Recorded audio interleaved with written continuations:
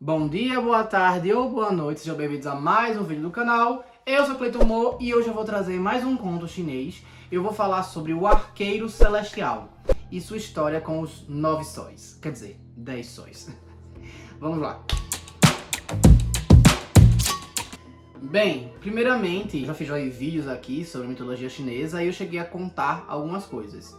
Mas eu acho bom relembrar nesse momento agora, antes de falar desse conto, né? Que é o quê? Na mitologia chinesa existe uma estrutura que é parecida com a estrutura da China mesmo, da parte do imperialismo chinês, né? Porque existe o imperador no céu, que é chamado o Imperador de Jade, que ele ocupa lá, e tem os outros, né? O Imperador de Jade, o imperador que está ali como um cargo, ele é uma divindade. Existem deuses que ocupam vários cargos lá dentro, né? Como eu cito, por exemplo, no conto de Sun Wukong. E acontecem muitas coisas ali, tipo, muitos deuses ocupam, tipo, cocheiro, suporte do rei, o conselheiro e tal, e tem vários assim, só que no caso o imperador, né? E aí acontece também. Só que nem todos são deuses. Às vezes são mortais que alcançaram a imortalidade. O quê? Não acredito. Seja através de feitiços, ou seja através de concessão dos deuses, que eu também falei no conto de Sun Wukong, que é se alimentando pêssego, de uma espécie de pêssego específica que eles tinham nos pomares lá divinos. E aí você pode alçar a imortalidade dessa forma. Inclusive, essa parte da mitologia chinesa provavelmente foi bem representada no anime Junikokuki, né? Que tem essa parte que você pode alçar a ser imortal e se tornar, tipo, numa divindade. Você vira um imortal e pode habitar os céus de Tian, né? Como é chamado o céu chinês, tá? Ambientalizado nisso, vamos para a história. A história, ela acontece num tempo muito primordial. Na China, onde o imperador é o Dijun, no caso, o imperador do céu, tá? Do céu de Tian, Dijun, a divindade que estava ocupando era Dijun. E ele era casado, tinha duas esposas, Shangxi e Shihe. Shihe, ela era mãe de 10 sóis. Esses sóis, eles são corvos de 3 patas. Esse corvo de 3 patas é citado em duas mitologias, a mitologia chinesa e a mitologia japonesa. Na japonesa ele é chamado de Yatagarasu e na chinesa ele é chamado de Yangwu. E na mitologia chinesa eles representam os sóis, eles são os 10 sóis. Enquanto Shangxi era mãe de 12 luas, tá? Os corvos que representam os sóis, eles moravam na árvore Kusang. E as luas moravam no monte de Yue. E eles saíam em carruagens pelo céu, alternando entre eles. As luas eram 12 porque era um ano, uma por ano. Então era como se fossem as fases da lua durante todo o percurso do ano. E elas iam trabalhando toda a noite, porém durante um mês. Aí depois ia outro. Então, tipo, trabalha um mês, folga 11 meses. Meu sonho. Olha que delícia. Aí poder trabalhar assim, eu ia amar. Já os sóis, eles trabalhavam uma vez por dia. Tudo isso? Então era um dia um dia outro, um dia outro, um dia outro, e assim ia até os 10 dias acabarem e virar. Ou seja, tinha 12 meses, mas tinham 10 dias a semana. Era uma semana bem longa. Então assim, trabalhar um mês significava o quê aí, né? Quanto tempo a gente ia trabalhar? Mas enfim, de toda forma era desse jeito que se contava ou acontecia nesse período. Eles saíam, os meninos, né, os sóis, eles saíam em carruagens puxadas por fênix, enquanto as meninas saíam em carruagens puxadas por dragões. Enquanto uma das meninas estava no céu, os meninos estavam dormindo nas árvores, empoleirados, e depois o contrário, né? Do que é citado na mitologia japonesa, na mitologia nórdica, e em alguma outra. É sempre alguém migrando com o sol, né? Seja o sol uma representação da própria pessoa que está na carruagem ou de uma entidade que está ali junto. E as mães acompanhavam esse trajeto e negociavam. Até que um belo dia, quer dizer, os meninos eles se apaixonaram pelas meninas, mas as meninas, olha, elas estavam nem aí pra eles. Estavam nem aí. Ah, quer não, quer nenhum de vocês não. Isso já deixou eles meio irritados. Depois eles se irritaram com a situação de que achavam que eram bons demais para ficar 9 dias sem aparecer. É estranho, porque isso significa que eles teriam que trabalhar mais se eles fossem aparecer mais de uma vez. E aí eles acharam muito ruim a situação. E um dia eles confabularam de sair da árvore Husang antes da mãe deles chegarem. E os 10 saírem de uma vez. Isso não pode dar bom, né? E aí quando a lua estava chegando no seu canto para poder descansar, que inclusive, uma coisa que eu não contei, a mãe dos sóis, Shirê, dava banho deles no mar, acho que provavelmente se referindo ao nascer e o pôr do sol, visto pelo horizonte. Na China eles computavam que a China estava aqui, tinha 4 mares, um de cada lado, eu também cito isso em Sun Wukong, enquanto que a lua, ela tomava banho num lago nesse monte de Ryue, tá? Quando a lua se retira, os meninos vão, os 10, e saem de uma vez voando, sem carruagem, sem nada, sem a mãe chegar, e eles vão de uma vez. Nesse dia, o amanhecer foi avassalador. Os seres humanos ficaram desesperados, sem saber o que fazer, acordaram de supetão e com uma luz extremamente forte. Muitos animais e plantas pegaram fogo, o solo foi secando e, por causa disso, muita destruição foi espalhada, enquanto que os sóis não estavam nem aí. Eles estavam voando por aí, bem plenos. Muitas vezes nem precisavam bater as asas para voar, de tão poderosos que eram. Eles tinham, tipo, poderes mágicos, vamos dizer assim. E aí, eles estavam se vangloriando disso e comemorando que os 10 estavam juntos ali, se amostrando, sem ligar para a destruição que estavam causando, tá? Aí, o imperador Yao achou aquilo tudo muito absurdo. O imperador Yao, nessa época, era imperador terreno, imperador da terra. É bom deixar sempre separado, porque muitas vezes no conto chinês, você não sabe se estão falando do imperador da terra ou do céu, né? Tian ou do solo. Enfim, era o imperador da China, tá? E aí ele ficou meio chocado com aquilo e foi pedir auxílio aos deuses. Nessa época, os deuses eram contactados através de um aro de jade, que é tipo uma moeda de jade com um buraco no meio. Você falava com isso e ele servia de vibração para poder enviar para as divindades. É chamado de Pi. E eram pessoas extremamente ricas que tinham. No caso, o imperador tinha que ter um desse, né? E aí ele fala com Dijun para poder falar: "Ei, meu filho, Dijun, não sei exatamente, talvez seja Dijun. Acho que talvez seja Dijun. Por favor, fala aqui com seus filhos, tem que fazer alguma coisa, senão só vai ter destruição aqui, vai ser muito complicado da gente reverter a situação." E aí Dijun percebeu o que estava acontecendo e, pô, eu vou ter que fazer alguma coisa. Ele já estava meio assim, incomodado, vamos dizer assim, mas logo em seguida ele tinha recebido a ligação, então ele, vamos agir. Foi falar com os filhos dele, mas os filhos deles estavam indignados com a situação de que eles tinham que ficar 9 dias sem fazer nada. Meu Deus. Nesse caso, meu Dijun, pelo amor de Deus, pelo amor de Dijun, vamos ver o que é que... Vamos, pelo amor de Deus. Não faz sentido, né? Você tá lutando pelo direito de trabalhar mais. Não... Você é burro, cara, que loucura. Mas vamos lá, ok.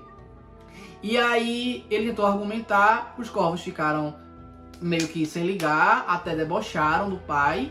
E o pai disse: "Olha, vai ter punição, viu? Vai ter punição." Eles, tá. E foram embora. Não estavam ligando para o que estava acontecendo, né? E aí o que acontece, o imperador Dijun fala com o imperador Yao e dá para ele um arco mágico, um arco e flecha mágico, assim, divino, maravilhoso, esculpido de uma forma que nunca ninguém no mundo vai conseguir esculpir, é completamente divino, maravilhoso, perfeito, permite uma movimentação maravilhosa, não era pesado, mas também não era leve o suficiente para o vento levar, era no peso ideal, perfeito. E disse que estava mandando Hou Yi para encontrar eles, para poder ele receber esse arco e flecha do imperador Yao, para poder afugentar os corvos de volta para a árvore Fusang no extremo oriente, tá? No extremo leste, acho que era no extremo leste, né? Só o nosso de lá extremo leste. E aí ele fez, tá certo. Pouco tempo depois, Hou Yi chega e o imperador Yao entrega para ele e fala as palavras. Aí ele fala o que tem que ser feito e explica a situação. E ele faz, beleza, e ele vai atrás. Diz que nessa época, nesse momento, na realidade, muitas pessoas vieram a óbito e só aqueles que sobreviveram foram aqueles que sabiam sobre o espinafre d'água, que ficava no fundo dos lagos, e aí como estava secando os lagos, conseguiam acessar fácil e aí podiam se hidratar com o espinafre d'água. Falam também que muitos monstros saíram de suas tocas para poder se alimentar dos corpos de animais e de pessoas que ficaram pelo caminho. Então o caos estava completamente instaurado. E Ruy fechou os olhos completamente da maneira que ele pôde. Eu gosto de pensar que ele colocou até vendas ou coisa assim para poder os sóis não cegarem ele, né? E ele foi se localizando pela audição. E aí quando ele chega perto dos corvos, porque é só seguir a luz, literalmente, ele pega e diz, olha, com o olho fechado ele vai sentir também o calor, né, tudo mais, dá pra seguir. Aí ele vai dizer assim, olha, vamos parar com isso aí, o pai de vocês pediu, mandou eu vir pra cá pra afugentar vocês, assim assado, explicar toda a situação, tentar argumentar. Aí antes de chegar na parte de Ruy pra cá, né, fazer o que ele foi contratado, não contactado na verdade, pra fazer, vocês estão gostando, curtam, comentem, compartilhem, se inscrevam no canal. E depois de acabar esse vídeo, vão assistir outros. Independente da mitologia que vocês curtam, mitologia chinesa tem até uma playlist no canal que eu fiz da mitologia chinesa e tem outras mitologias. E tem uma geral mitologias. Então se você curte qualquer tipo de mitologia, vai lá dar uma olhada, vai lá assistir. E se gosta de jogo também, tem uma playlist que tem um vídeo que saiu faz pouco tempo, que é sobre jogos inspirados em mitologias. Tem umas sugestões minhas lá, então acho que vale a pena dar uma assistida. Mas voltando. Bem, depois de ser guiado pela luz do sol e pelo calor, né, mesmo com os olhos fechados e vendados, Ruy chega até os corvos e chega lá e tenta argumentar com eles, falando: parem, por favor, porque a situação aqui está deplorável, vocês estão causando muita destruição, eu sei que não é o intuito de vocês, mas vocês estão causando destruição. Chega! Basta! Fora daqui! Aí eles pegam e dizem: a gente não liga pra vocês não ligam pra gente, a gente não liga pra vocês, tô nem aí. Uma observação. Falando desde o começo, Ruy é um desses mortais que ascendeu a categoria de imortal, tá? Por isso que eu falei sobre essa questão. Ele é um arqueiro tão excepcional que ele é chamado de o arqueiro celestial. Por isso que de Jun mandou ele para atacar. Então, ele foi elevado ao cargo de arqueiro celestial, arqueiro divino por causa disso. Mas ele é um mortal que foi imortalizado por seus feitos, né? Por sua conquista. E aí ele fala: mas parem, o pai de vocês pediu pra afugentar vocês, foi ele que pediu, foi ele que vai lá com vocês. Ah, a gente já deu um fora nele, a gente tá nem aí, a gente quer liberdade, ficar lá naquela árvore sozinhos, não faz sentido, um negócio muito sem graça, a gente sozinho, a gente cansou de ficar assim. Ruy tenta argumentar, mas não diminuem, vamos dizer assim, o tom do deboche deles, a ponto que eles chegam a dizer: e a gente duvida que você seja capaz de acertar a gente, divindades, com um mero arco e flecha. Só que aí isso faz o quê? Faz com que desperte a fúria de Ruy. E ele fica completamente não, mas ele fica assim: ah, estão duvidando da minha capacidade? Então bora ver. Aí ele pega e, pelo som dos corvos, ele pega e ele atinge no peito deles. Cada flecha que ele lança, ele acerta o peito de um dos corvos e ele cai abatido no chão, pegando fogo no seu próprio fogo. Porque aí ele vai perdendo a imortalidade deles e tal. Como eu falei, esse arco e flecha eram divinos, então eles poderiam abater uma divindade, dependendo de qual fosse a divindade e de qual forma fosse atingida. E aí eles vão caindo. Só que o Imperador Yao tinha preparado. Ele tinha uma flecha, basicamente, para cada um dos corvos. Então tinha 10 flechas. Mas Yao ficou com medo da situação e conseguiu ter subtraído uma flecha. Por causa disso, Ruy abateu 9 dos 10 corvos, restando apenas um sol. A partir daquilo, todos eles ficaram tristes, inclusive Ruy. Ruy não queria ter chegado a essa situação e viu o que o descontrole dele acabou acarretando. Apesar de que assim ele salvou o planeta, né? Ele salvou tudo, né? Se coloca no lugar dela 5 segundos, você vai entender. Porque eles não estavam... Se lá a conversa não estava convencendo, ele tinha que ameaçar de alguma forma. Ele não tinha munição para poder estar afugentando eles aos poucos, então foi a forma com que ele conseguiu. Ele salvou, mas em detrimento disso, Shirê, a mãe, ficou em profunda depressão. O corvo que restou, o Yangwu que restou, também ficou extremamente triste. E nisso o imperador de Yun descobriu. Descobriu não, né? Percebeu. E ele foi automaticamente enfrentar Ruy, chegar na frente dele e dizer: como você foi capaz, como você ousou abater 9 dos meus filhos, isso é um absurdo. Aí ele pegou e foi argumentar, dizendo: mas eu não tive escolha, eles debocharam de mim, eu tentei argumentar, eu fiz o que eu pude e não teve. A única forma de salvar o meu planeta foi fazendo isso. Infelizmente, eu não queria, eu também estou triste. O imperador Yu não se compadeceu menos disso e disse: Então, se você gosta tanto deles, você vai ser rebaixado novamente a ser mortal. A partir de agora eu tiro a imortalidade sua e da sua esposa e vocês vão voltar a morar na Terra mais uma vez. E aí, a partir desse momento, Howi foi rebaixado completamente de imortal para mortal, mesmo tendo cumprido a tarefa ao qual ele foi designado. Claro, ele cumpriu de uma forma mais exagerada, que não foi o intuito do imperador. Mas, de toda forma, ele salvou a humanidade. O sol restante, no caso o corvo, o Yang-Wu restante, assumiu o papel de estar nos céus todo santo dia, trabalhando cada vez mais. Entretanto, aquele episódio para ele ficou muito marcado e ele não mais reclamou da labuta dele. Afinal, ele conseguiu o que queria, trabalhar mais. Como era um sol só, passou de 10 dias para 7 dias. E aí, existe... Enfim, no final das contas não faz muita diferença.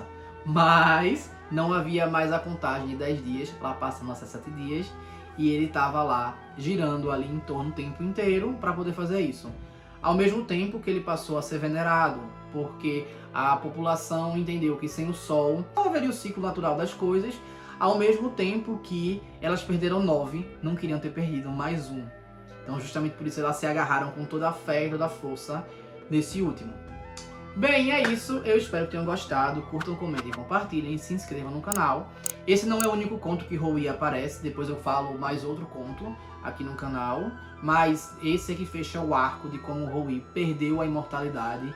Como a gente passou de 10 dias para 7 dias. Apesar de não ter uma grande explicação plausível para ter reduzido de 10 para 7. Afinal de contas ele vai trabalhar todo dia, não faz muita diferença. Acho que é só para reduzir os meses, né? E como os sóis se aquietaram, né? Como saímos de 10 para 1, né? E é isso. Eu espero ter, mais uma vez falando, eu espero que tenham gostado. Então, se não sabem o que comentar, comentem Corvos Vermelhos. E é isso. Valeu!